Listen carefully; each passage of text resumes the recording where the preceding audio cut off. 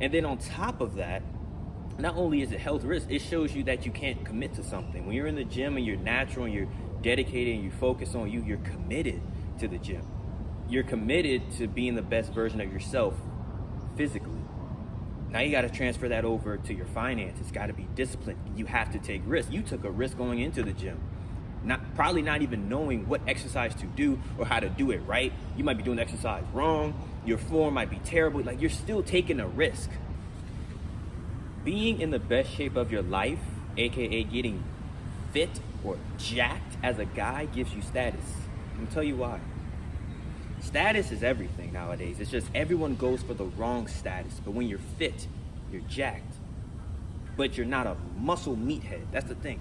Bodybuilders are failures. I'm gonna tell you right now, they're failures because all they do is focus on the gym. Gym this, gym that. Protein, curls. Like, they don't speak any other dang language. It's like a actual English language barrier.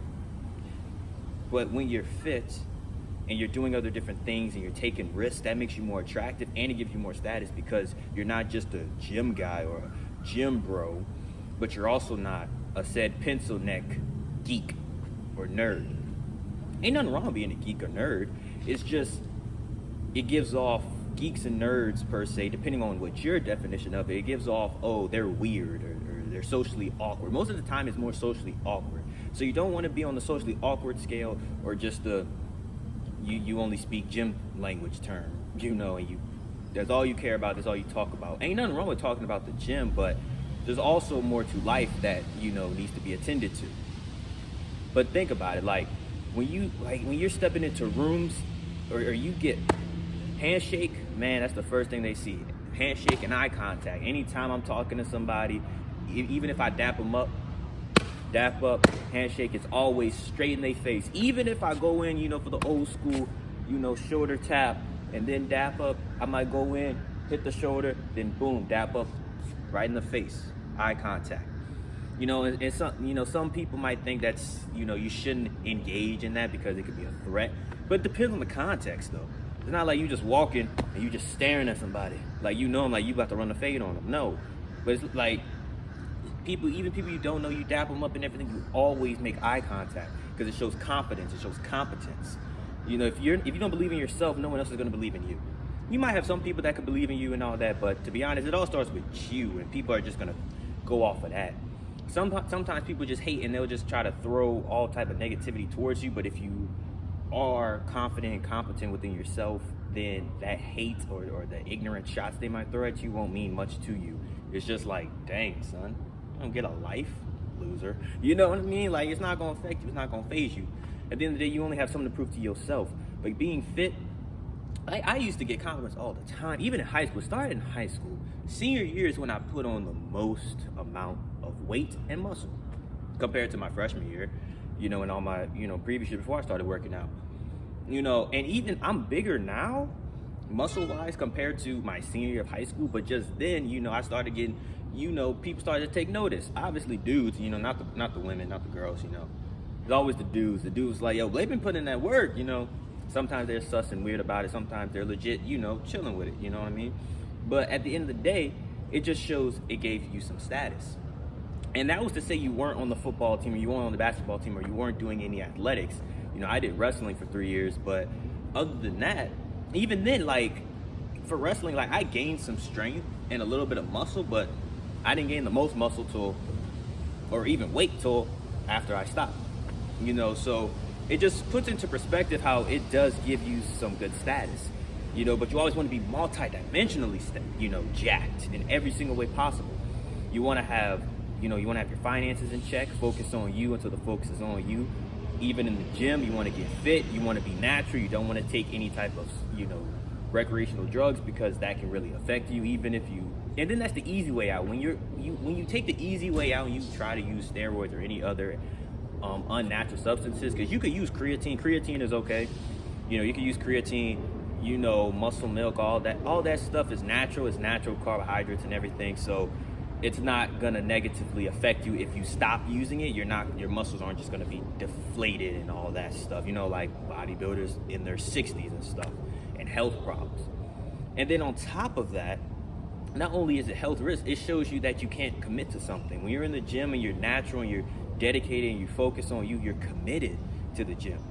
You're committed to being the best version of yourself physically.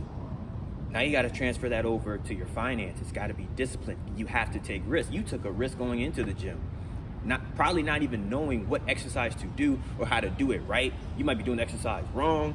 Your form might be terrible. Like, you're still taking a risk, you know. Or some people may be very insecure about how they look, that they'll keep all their clothes on.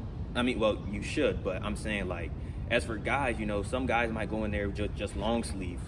You know, they may not even go in there with a short sleeve or a tank top because they're insecure that they don't have the muscles to show. And yes, tank tops and sleeveless shirts are very much for show muscles, you know. But you also want to have the go muscles. You know, if you've never watched the movie, The Fate of the Furious, you know, Deckard Shaw and The Rock, you know, he said, oh, some about him doing, you know, The Rock was punching the wall and everything, and they were in prison. You just gotta watch if you haven't. And Deckard Shaw was like, big muscles, but I'll still beat you any day. All show but no go. Basically calling him a bodybuilder.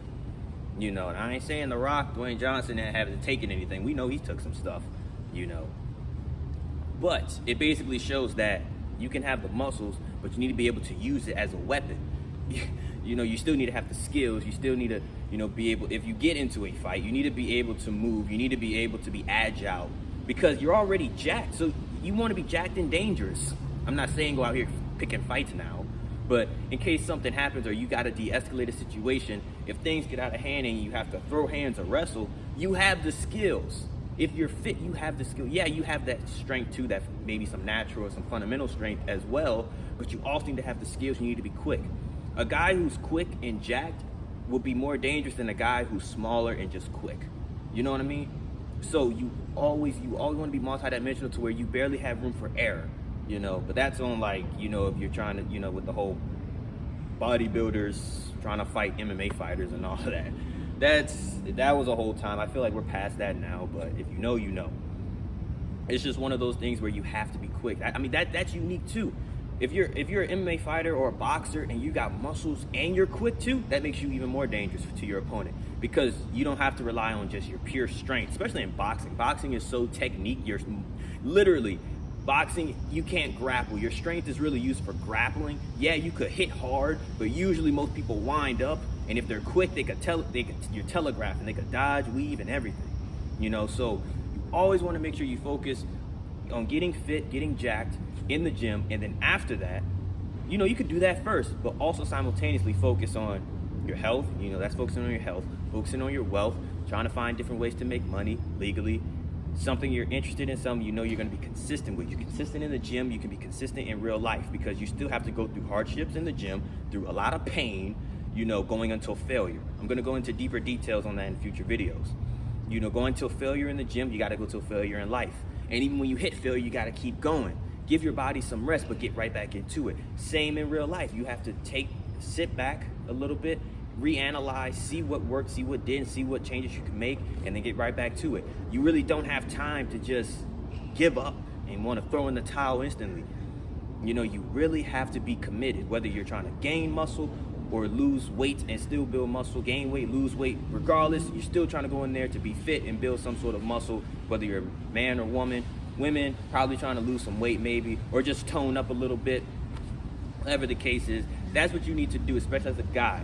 I'm telling you, this is the era where you could just be rich, have money, and you could be a fat slob and a woman would stay with you. That could be the case now, but nowadays, you gotta be multidimensional and focus on you. Because the more you focus on you, the more you're gonna attract all walks of life, good and bad. You just have to be able to know when to say no, the power of no and knowing which one to go to, which one to reject. You can't just accept all that comes your way. You gotta really analyze and see if it works best for you. That's the whole thing. We're selfish humans. You gotta see if it works for us. What do I get out of it? How does it go towards my goals? That's how I look at it, and that's how y'all should too. But that's the end of this video. I hope y'all enjoyed it. Comment, like, subscribe. Comment down any other future videos you may wanna see. If this resonated with you, make sure you literally do what you gotta do. Save it if you need to.